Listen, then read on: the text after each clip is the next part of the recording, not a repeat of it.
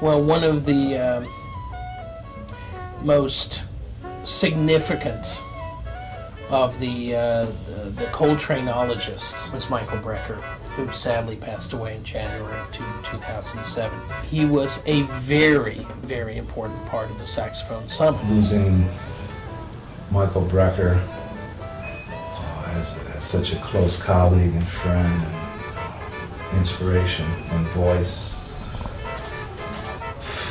is pretty tough for us. And this session, we're reflecting his incredible, powerful sound and presence. I mean, he's still here with us.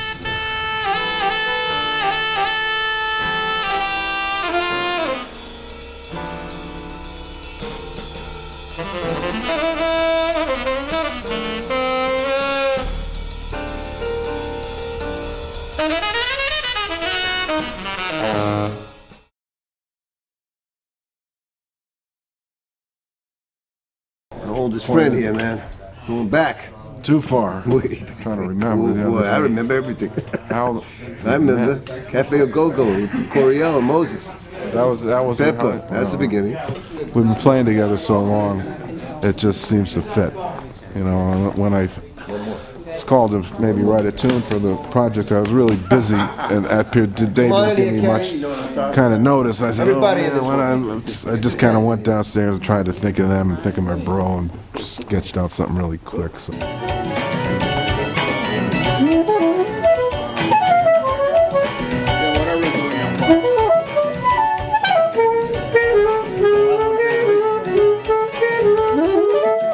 Michael Brecker was someone who was just a total inspiration and just a beautiful cat to be around.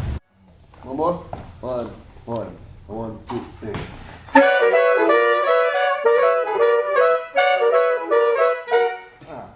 have this picture in front of me when I practice. I mean, it's a friend, the main thing I figured out after why I felt this way about it, it was not the music even. It was about that, you only meet a few people in life, if you do, that really know what you know, for better or worse.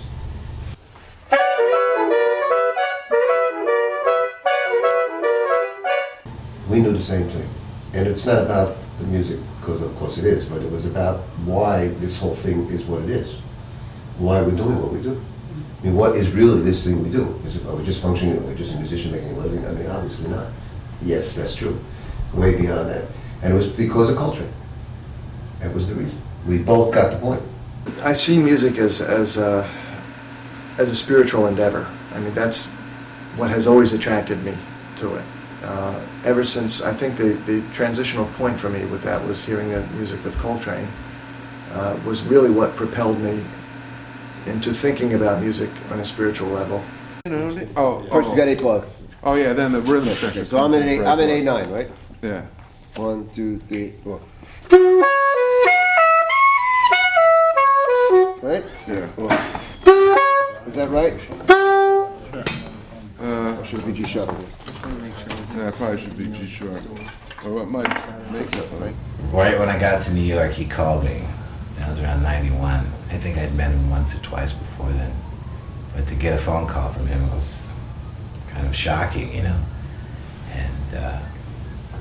he just said, "Man, is there anything I can do for you? Can I help you in any way?" It was, doubly fluent. What a wonderful human being he was, right? And of course that translates or transmits in his music. Okay, let's try that format. So, can you hit?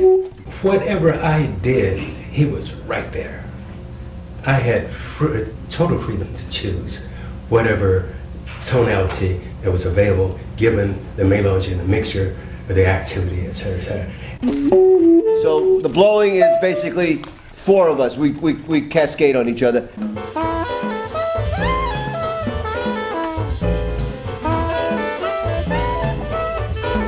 He would elevate the music to unbelievable heights, And then, of course, when he would get in settings where there was a collectiveness of people that played with the same sensibilities as he was, then music even took another shape.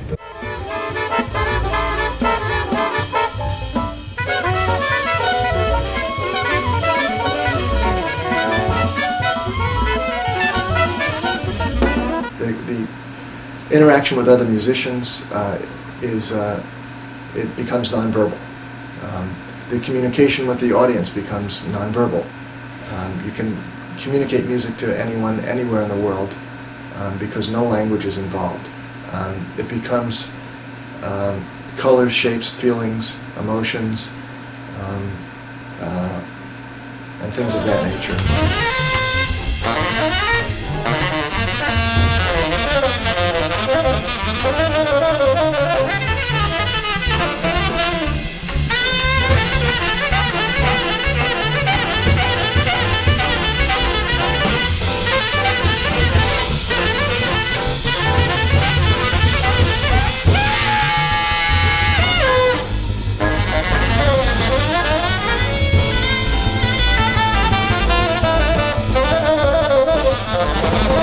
Playing would just always ascend this mountain, and it would reach this climax. It would be this immense peak.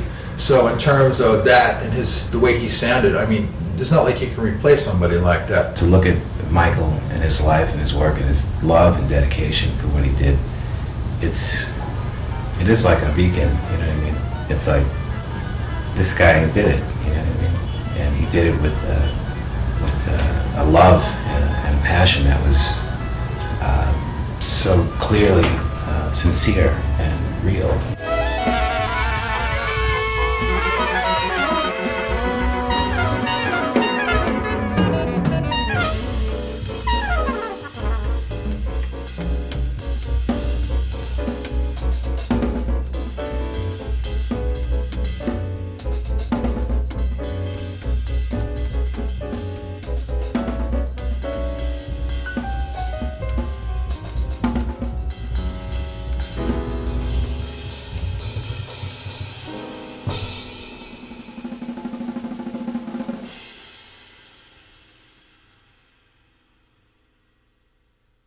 I really miss him.